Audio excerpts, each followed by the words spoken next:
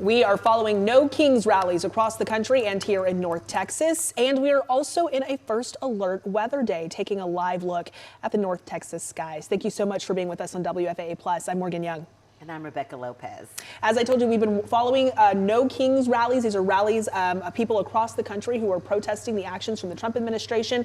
And we have seen demonstrations with really large showings across our area this morning. And in all 50 states, you're seeing big protests, but also smaller protests in small cities all across the nation, not just the huge organized ones that you're seeing in the major cities like Dallas, Fort Worth, Austin, Houston, Washington, D.C., Atlanta, etc. So we've seen diverse issues discussed, diverse groups of people, and we do want to show you what this is looking like here in North Texas. Our Luke Clary has been covering our demonstrations in Fort Worth.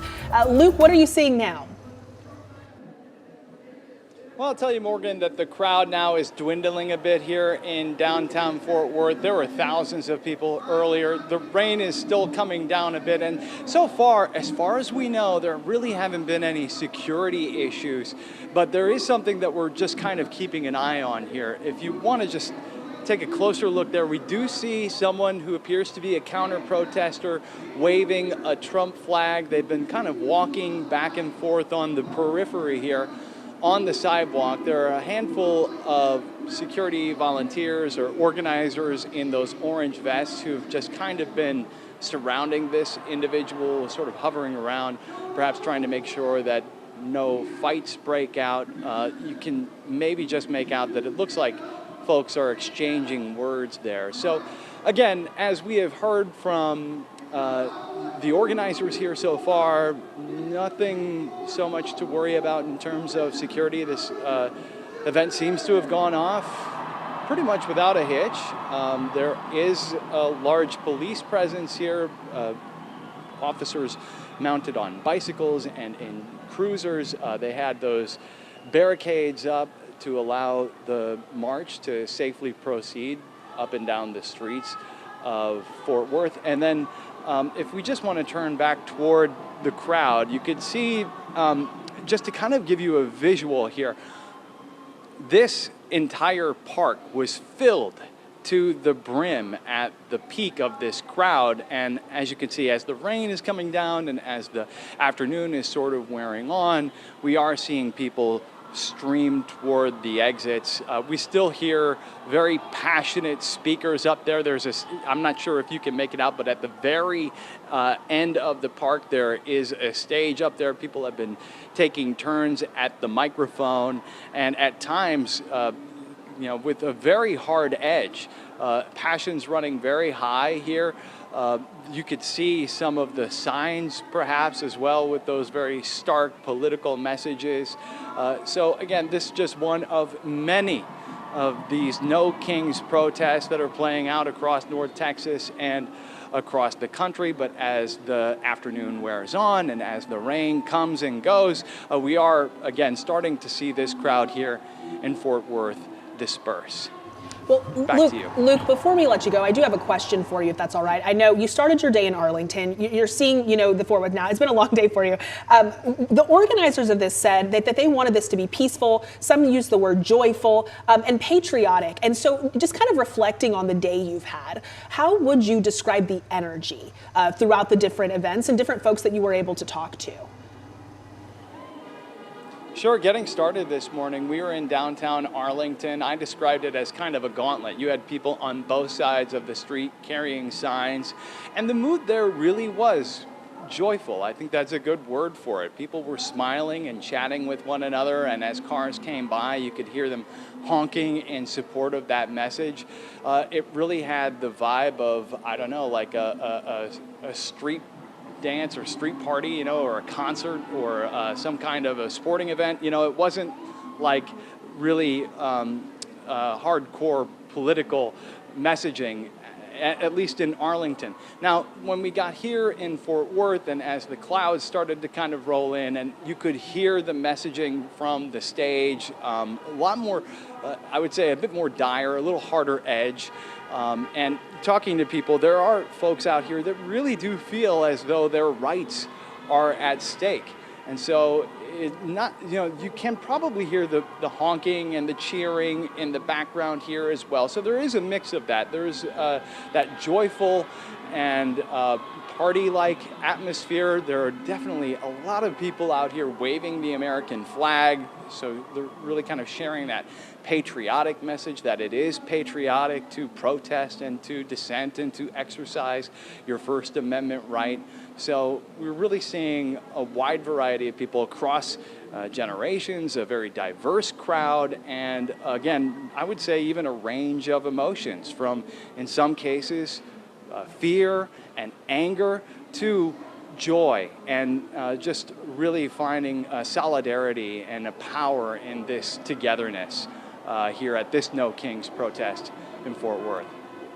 Luke Clary has been covering these demonstrations across Tarrant County for us this morning. Luke, thank you so much for your work, and in the rain. So grateful for him. You know, Rebecca, that was the different messaging and the different tone. That was something you've talked about today. It's something you talked about in June. And you were just speaking to the different communities. We have large cities here that we're covering, but there are small communities across the country that are doing this as well. Yeah, absolutely. And I think that is what is different about the protests that I have typically covered in this area.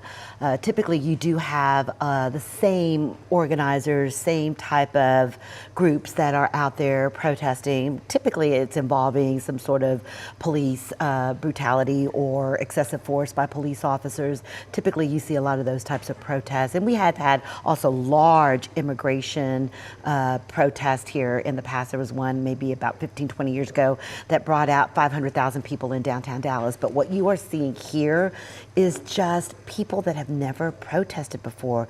This crowd, the makeup of the crowd, the makeup of the people, anywhere from little kids to elderly people with a variety of issues. You see people from Black Lives Matter, people that are wanting, to go against President Trump's ICE raids, and just some of the issues that people feel very passionate about. It's just a wide range of issues, from the economy to LGBTQ, just a large group of people from all walks of life that you are seeing at these protests that you typically would never see out at rallies and protests like these. And to echo what Luke said, with different energies, different messages, and we're seeing different things. And I do want to know just one more thing, because I think we saw one before. We're seeing a lot of signs, and we're doing our best to make sure that we are not showing any explicit language or sentiments. I know a couple have popped up, so we do want to, again, apologize. We tried to do this a little earlier.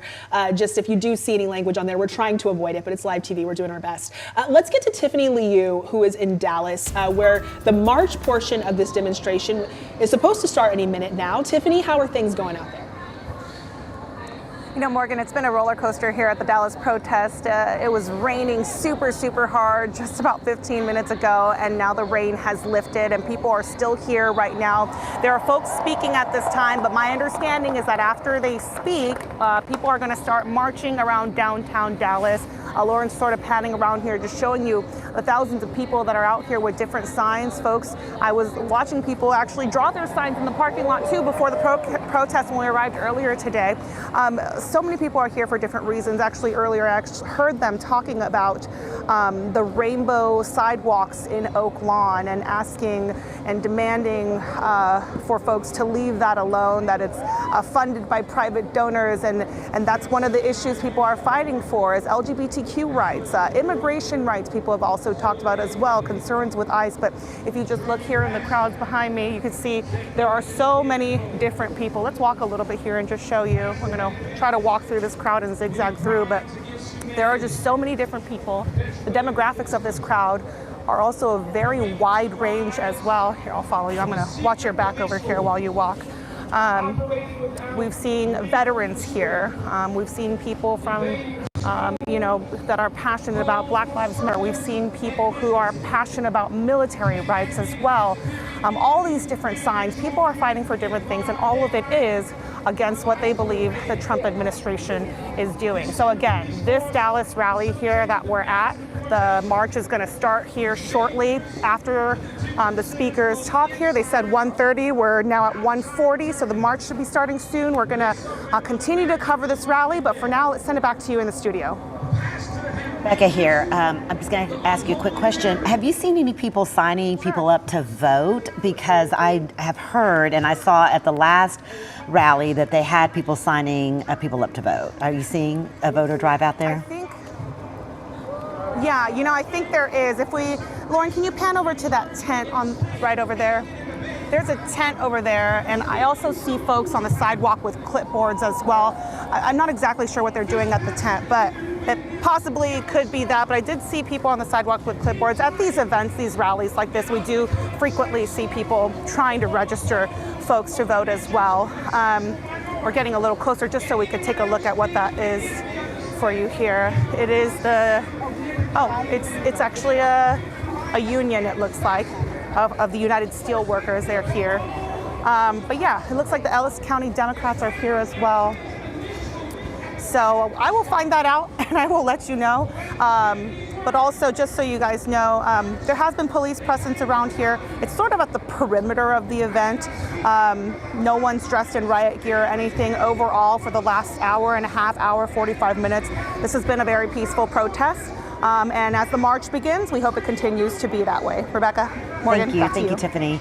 Yeah, one of the things that they do at these protests with the Dallas Police Department and the City of Dallas is they make you get a permit to be out there. And of course, people are going to show up. But then in order to be able to march, because they have to shut down the streets and they have to have police and they have to have sharpshooters, they have to have people, because we do know that there was obviously officers that were killed as they were protecting protesters' right to free speech a few years back. And so the Dallas Police Department takes these very seriously. So if you are going to march through the streets, you do have to have a permit, and they do block off streets and they make sure that they're keeping everyone safe. It's an officer safety issue, and it's also an issue for safety of the protesters and the people that are out there marching. And that's such great context, and also seems like what we've seen is for the demonstrations that we have out there, not really a big presence, not really a presence at all in counter protests. I think we've had our crew say maybe a sprinkle of people have shown up with Trump flags and different things to support the president, but no big movement to basically counter what we're seeing today. Yeah, and when I've seen that happen, sometimes that can get very tense, and I've seen Dallas police have to go in and get those people out so that no one gets hurt. All right, the other big story that we have today in North Texas is our weather. We've seen some of our crews have been rained on, then not rained on, Jesse, and then rained on again. So what's going on out there? It has been really kind of on and off. We have these bands that are coming through, and the final band is now moving into Tarrant and Denton County. So you're getting some rain in Denton County, you're getting some rain in Tarrant County. That's the final band. So behind this, it's rapid clearing. The sun is going to be popping out before the day is over. But our strongest thunderstorms are now east of the Dallas-Fort Worth area. So at this point, I'd say the Metroplex is out of the risk of severe weather for the rest of the day. The chance for maybe a couple of gusty thunderstorms with some small hail, that still exists between Greenville down to Terrell and Kaufman for about the next hour or so. This rain that's moving into Tarrant, it's just rain. In fact, there's barely any lightning. It's all kind of falling apart here as it moves into a little bit more stable air. But from Keller to Saginaw, some rain. Nice little downpour near Lake Louisville, moving into Denton. Little Elm, down to Louisville and Flower Mound, a little bit of rain there. Collin County, you're in one of those lulls. Like Morgan was saying, it's like on, off, on, off. Well, you're now in the off phase in McKinney and Allen and Plano and Princeton. But if you look to the east, some heavy rain falling near Josephine, Royce City, and Greenville up to Wolf City. There in Hunt County, some heavy rain. In Rockwall County, same thing. Heath, some heavy rain, but these are not severe thunderstorms. We really needed some rain, and we're finally getting it, which is great. You see here how the intensity's kind of come down a little bit. So again, if you live in Rockwall County, if you live in Kaufman County at this point, your risk for severe weather is very close to zero. If you live in the Metroplex at this point, you're done with the risk for severe weather. We have these little thunderstorms falling apart here in parts of Hood County and Johnson counties, so just some heavy rain. So we've had these bands. So you had this initial little round that's now in East Texas with some scattered rain. The risk for severe weather for the rest of the afternoon and evening will be east of the Dallas-Fort Worth area. So I will still watch radar for our folks in Paris, Sulphur Springs, Canton, down to Athens. Okay, that's the area. There could be a couple, gusty storms with some small hail. Your window of opportunity shuts by about 4 o'clock. The rain comes to an end completely for the Dallas-Fort Worth area by 4 o'clock. So there's 4. So I say that risk of severe weather still clinging on at 4 for Canton, Sulphur Springs, Paris, and Athens. There it is at 4. and then it's done by 5, okay? So all the rain is in East Texas by the time we get to 5 o'clock. So if you have plans for the rest of today, you know, we were saying that window of opportunity for rain today was between noon and 4. That's still the case. Any plans after 4 o'clock today look totally fine. In fact, because we've had the clouds and the rain around all day today, temperatures are going to be so nice tonight. We are finally expected to fall into the 50s overnight. It's the first time this entire fall we're going to have low temperatures in the 50s tomorrow morning. And guys, that's a record. It has never taken this long on record for DFW to fall into the 50s. We'll do it tomorrow morning. I can't wait to hear about the complaints of how cool it is. It's my favorite thing. They won't come from here. That's what I'll tell you. I'll be in my sweater joyful. Thank you, Jesse. All right, before we take a break, you know, we are preparing for the rally in Dallas to start marching, but we know that there are various places where they've already started. So we want to take a look at what some of these No Kings demonstrations are looking like in other parts of the country. Well, look, this is Washington, D.C., and we know that D.C. is the heart of democracy. There have been many, many historical marches in Washington, D.C., the civil rights era, where you had large marches led by Dr. King, and you are seeing a very large crowd there in Washington, D.C. And I think one thing that's interesting about the DC shot that we've had is that it really hasn't wavered. We've had it since this morning, and that crowd has really stayed strong this entire time. And you mentioned that when we saw the first round of No Kings protests, just because of the date back in June, there wasn't actually an event in Washington, D.C. Right, that was the day that it was President Trump's birthday, and he was having a military parade, and there was, so the thought was that they were not going to interfere with that, and so they did not organize a rally in D.C. on the president's birthday and on the day of the military parade there. And I believe we may also have a shot of Chicago. Yes, we're taking a live look at the demonstration in Chicago. You can see folks there have just started to march. And Rebecca, we were saying earlier that Chicago is a key city in the conversations that we're having and the focal point of a lot of issues that people are protesting today. Well, that is the city where you saw President Trump send in the National Guard. You also have had very aggressive ICE raids. And you remember way before this, Governor Abbott actually sent busloads of immigrants to Chicago. And so the people in Chicago are like, well, you sent immigrants here, and now you have this heavy immigration enforcement. So they feel like there's some sort of mixed messaging here by the Republican Party, and they are very angry about some of the protests and arrest of American citizens, not just immigrants, in some of these ICE raids that they have seen in Chicago. And we've seen videos, not from the media, but from people that have been out there protesting and citizens that have been publishing them on social media. And we're seeing people now in large numbers in Chicago basically protesting President Trump's heavy-handedness, they believe, when it comes to immigration. And you know, we've been showing you what this looks like in our area, of course, and also some of the large cities across our country. But one of the things we were talking about earlier, organizers pointed out there are more than 2,500 of these demonstrations across the country, and a lot of them are happening in really small, even more rural communities with just a few thousand people in the population. So one really big unified movement that we're seeing across our country and here in our communities. And I believe we've got video. This is Arlington, Rebecca, earlier today. Luke was out there in Tarrant County. Yes, and they had people also obviously we also saw him in Fort Worth. It looks like a pretty large crowd there in Arlington today. And you know, he was talking even, Arlington and Fort Worth, obviously both in Tarrant County, next to each other, but just the difference in what he was seeing and hearing and feeling in Arlington versus what he saw and heard in Fort Worth. He said he felt that, I think he likened it almost to kind of like a block party being in Arlington, and he said, you know, the message kind of got a bit sharper when he got to Fort Worth, but described the scene that we're looking at here as joyful. All right, we're pivoting now to Dallas. We told you the portion of the Dallas demonstration that's going to turn to a march is actually preparing to start right now. We've been looking in at different speakers who have been coming. They've been speaking through the rain, people with their signs. And so the actual portion of the march is going to begin. And Rebecca, I know you have such a good insight and context to these events, especially when the actual march portion starts. Yeah, as I was saying, Morgan, typically what you have is you need a permit in order to be able to march in Dallas, because you have to shut down streets, you have to have police, and you will see officers in their squad cars now. You'll definitely see Dallas police now come out because they have to shut down some of the roads, and so they'll be like whipping around because it is very, it's dangerous if you do not, block off those roadways, and so you have to have a permit. If you don't have a permit, that's when DPD and the city takes it very seriously, and they will tell you you have to stay on the sidewalks, you can't be in the middle of the street. Then they'll start arresting people, but that's not going to be the case here because these organizers did get a permit to march, and so it is actually a path that has already been predetermined by DPD and with cooperation from the organizers to make sure that they know where they're going so they can keep everyone safe. All right, we are going to take a break. You were taking a live look at the demonstration in Dallas. We're going to reset here and check back in, and with some crews on the ground. I believe our chopper cannot fly because of weather at this point, but we will check back in as that march actually continues in Dallas in a few minutes. We'll see you back here at 2 o'clock.